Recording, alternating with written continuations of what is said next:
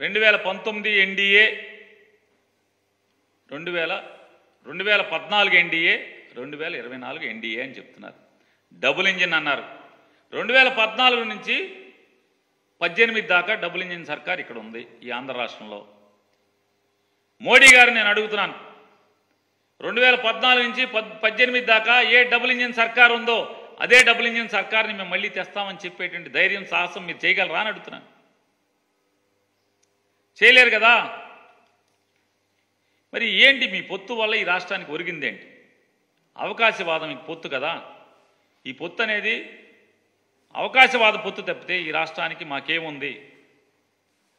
కాబట్టి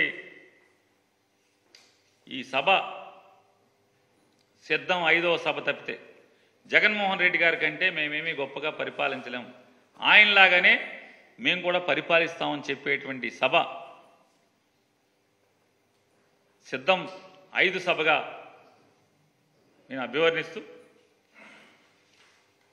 ఈ రాష్ట్రానికంటే ఈ పొత్తు వల్ల, ఈ 3 పార్టీల పొత్తు వల్ల జెండాలు కలవటం కేవలం వాళ్ళ కుర్చీల కోసం మాత్రమే.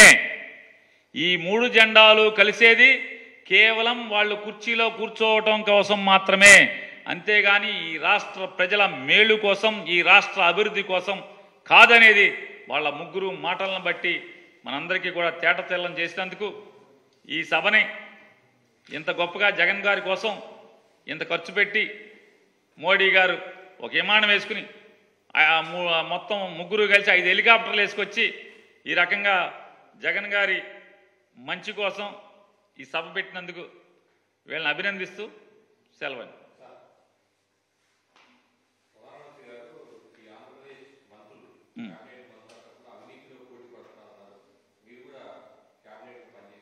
అవును, పనిచేశాను. మోడీ గారిని నా అవినీతి మీద విచారణ చేసుకోమని చెప్తున్నాను. నేను అవినీతి పరుణ్ణి అయితే విచారణ చేసుకోండి, తప్పే ఉంది. అందరి మీద చేసుకోండి. జగన్మోహన్ రెడ్డి గారి ప్రభుత్వం అత్యంత పారదర్శకంగా పైసా అవినీతి లేకుండా 2,65,000 కోట్ల రూపాయలని 5 సంవత్సరాల్లో ఈ రాష్ట్ర ప్రజలకి అందించినటువంటి పారదర్శకమైనటువంటి అత్యంత నీతివంతమైనటువంటి ప్రభుత్వం జగన్మోహన్ రెడ్డి గారి ప్రభుత్వం. మరి మోడీ గారిని కూడా మీ ద్వారా నేను ప్రశ్నిస్తున్నా, ఎన్టీవీ వారి ద్వారా. చంద్రబాబు నాయుడు గారు అవినీతి మీద, అమరావతి రియల్ ఎస్టేట్ వ్యాపారం మీద, పోలవరంలో ఏటీఎంగా వాడుకున్నటువంటి చంద్రబాబు అవినీతి మీద సిట్ విచారణ చేస్తా అన్నారు. ఏమైంది? ఆ అవినీతి ఏంటి? ఆ అవినీతి ఏమైందని అడుగుతున్నాను.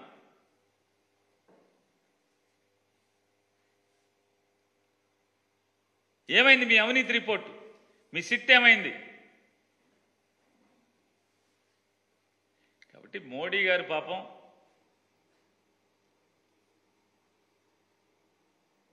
చంద్రబాబు నాయుడు యొక్క కాళ్ల బేరానికి కరిగి ఏదో 1, 2 భారతీయ జనతా పార్టీకి సీట్లు వస్తాయేమని చెప్పిన అత్యాశతో చంద్రబాబు నాయుడు పంచం చేరినట్టు కనపడుతుంది తప్పితే ఈ కాళ్ళు వదిలేట్లేడు చంద్రబాబు నాయుడు. అంతకుమించి ఈ రాష్ట్రంలో నేను మాట్లాడాను. మోడీ గారు మాట్లాడినటువంటి ప్రతి మాటకి నేను సమాధానం చెప్పాను. ఈ రాష్ట్రంలో వాళ్ళు రాబోయే 5 ఏళ్ళు చేస్తానది ఇప్పటికీ మేము చేస్తున్నామని చెప్తున్నాం. ఈ రాష్ట్రానికి ఏం కావాలో, ఏం చేస్తారో ఈ ముగ్గురు కూడా చెప్పలేని స్థితిలో వాళ్ళ ముగ్గురు ఉన్నారు. వాళ్ళ పొత్తు అది. అంటే కేవలం అధికారం కోసమే వాళ్ళ పొత్తు తప్పితే ఈ రాష్ట్ర ప్రజల శ్రేయస్సు కోసం, ఈ రాష్ట్ర శ్రేయస్సు కోసం వాళ్ళ పొత్తు కాదు అనేది వాళ్ళ ముగ్గురే చెప్పారు.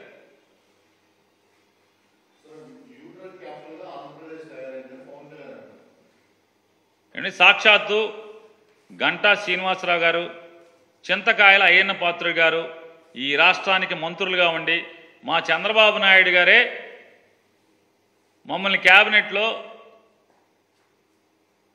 డ్రగ్స్ విపరీతంగా, గంజాయి విపరీతంగా పెరిగిపోయింది ఆంధ్రప్రదేశ్లో, భారతదేశం మొత్తం విశాఖపట్నం నుంచి గంజాయి వెళ్తుందని చెప్పి బాధపడుతున్నారు అని చెప్పని మంత్రులుగా ఉన్నటువంటి అప్పటి గంటా శ్రీనివాసరావు గారు, అయ్యన్న పాత్రుడు ఇద్దరు మీడియాలో మాట్లాడి ఈనాడు ఆంధ్రజ్యోతిలో, సాక్షిలో కాదు, ఈనాడు ఆంధ్రజ్యోతి వీడియోలు కావాలంటే మీకు ఇస్తాను.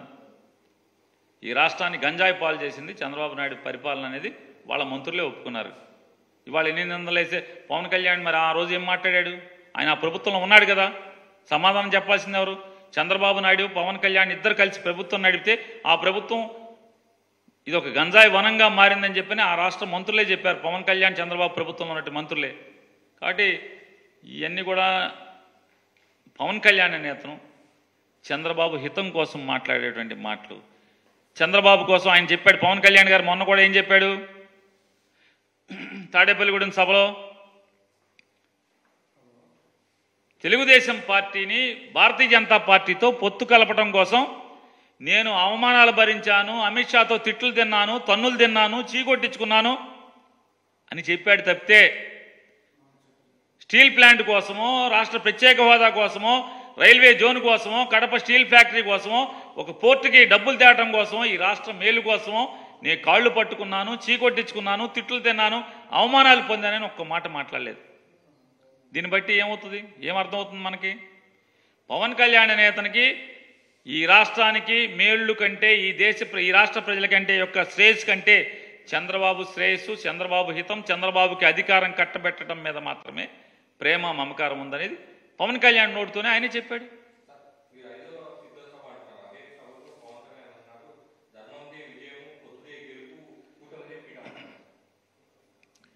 ఇదే చెప్తున్నా కదండి, ఎందుకు గెలుపు, ఎందుకు ప్రజలకు ఓటేయాలి, ఈ పవన్ కళ్యాణ్ గారు చెప్పేటువంటి మాటలు ఎందుకు నమ్మాలి, ఎందుకు నమ్మాలి? 21 సీట్లు తీసుకుని ఈయన రాజ్యాన్ని ఏర్పాటు చేస్తాడనా? దేనికన్నా? గత 5 ఏళ్ళు 2014 నుంచి 19 దాకా ఏం బాధ్యత తీసుకున్నావు? ఈ రాష్ట్రానికి జరిగిన నష్టానికి, ఈ ప్రజలకు జరిగిన నష్టానికి, మీరు ఇచ్చినటువంటి పవన్ కళ్యాణ్, మోడీ, చంద్రబాబు ముగ్గురు కలిసి ఇచ్చినటువంటి హామీలకి ద్రోహం చేస్తే ఎవరిని ప్రశ్నించావు? మోడీ గారిని ప్రశ్నించావా? చంద్రబాబుని ప్రశ్నించావా? మీ పొత్తు ఒక అవకాశవాద పొత్తుని ప్రజలందరూ కూడా మీరే తేడతల్లం చేశాక ఇంకా మీకేమేస్తారు? మీది అధర్మం, మీది అన్యాయం, మీది అవినీతి. ప్రజలు రేపు చెప్తారు ఇవన్నీ కూడా.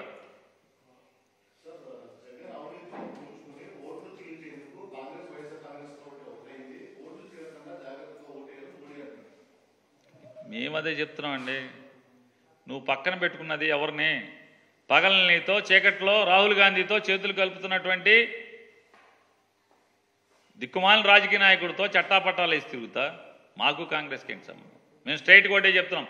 2014లో ఇదే భారతీయ జనతా పార్టీ మాకు ప్రతిపాదన చేస్తే జగన్మోహన్ రెడ్డి గారు నిర్మోహమాటంగా లేదు, మేము ఏ పార్టీతో పొత్తు పెట్టుకోము, మేము ఒంటరిగానే ప్రజల దగ్గరికి వెళ్తాము, ప్రజలు మాకు ఎప్పుడు అధికారం ఇస్తే అప్పుడు వరకు మేము వేచి చూస్తాము, అంతేగాని పొత్తులతో కుర్చీ కోసం, అధికారం కోసం కక్కుర్తి పడము అని చెప్పినటువంటి నికార్సైన నాయకుడు జగన్మోహన్ రెడ్డి గారు. మోడీ గారు ఇంకా అధికారం కోసం, అది వాళ్ళ కోసం వీళ్ళ కోసం మొన్న 5 ఏళ్ల క్రితం తిట్టావు చంద్రబాబు నాయుడిని, అవినీతి పరుడు అన్నావు, దగాకోరు అన్నావు. ఎందుకు ఇవాళ చంద్రబాబుతో కలిసావు? ఒక్క మాట ఏమైనా చెప్పావా? పోనీ ఒకళ్ళొకళ్ళు క్షమాపణ చెప్పుకున్నారా? ఈ ప్రజలకు క్షమాపణ చెప్పారా? నేను 5 ఏళ్ల క్రితం చంద్రబాబు నాయుడిని అవినీతి పరుడు అని చెప్పాను, అతన్ని అరెస్ట్ చేస్తానని చెప్పాను, అవినీతి మీద విచారణ చేస్తానని చెప్పాను. లేదు, రాయలసీమలో ఒక పర్మనెంట్ హైకోర్టు నిర్మాణం చేస్తానని హామీ ఇచ్చాను, చేయలేకపోయాను, నన్ను మన్నించండి అని. కానీ లేదా చంద్రబాబుని అవినీతి పరుడు అని చెప్పాను, కాదు నా తప్పు, నా మాటలు వెనక్కి తీసుకుంటున్నాను, చంద్రబాబు నీతివంతుడని. కానీ లేదా చంద్రబాబు నాయుడు మోడీని దగులుబాజీ అన్నాను, పెళ్ళం లేదని చెప్పాను, కొడుకులు లేరన్నాను, కుటుంబం లేదన్నాను, ఈ రాష్ట్ర ఇతను టెర్రరిస్ట్ అని చెప్పాను, నా మాటలన్నీ తప్పు, వెనక్కి తీసుకుంటున్నాను, మోడీకి మీ ద్వారా క్షమాపణలు చెప్తున్నానని చెప్పాడా? అంటే వీళ్ళు చీకట్లో పొత్తులు కలుపుకుంటే పడిగాపులు పడి అర్ధరాత్రులు ఢిల్లీ తిరిగి తిరిగి తిరిగి తిరిగి కాళ్ళు పట్టుకుని కాపురం చేస్తే మీరు తిడితే మేము చెవులు ఆరగా వినాలి, చెవులకి వినసొంపుగా వినాలి. మీరు మళ్ళీ మేము కలిసిపోయాం ఆహా ఓహో అంటే అది విని మీ మాటలు నమ్మాలి. ప్రజలు అమాయకులు కారు చంద్రబాబు నాయుడు గారు, మోడీ గారు. ప్రజల అమాయకులు గారు.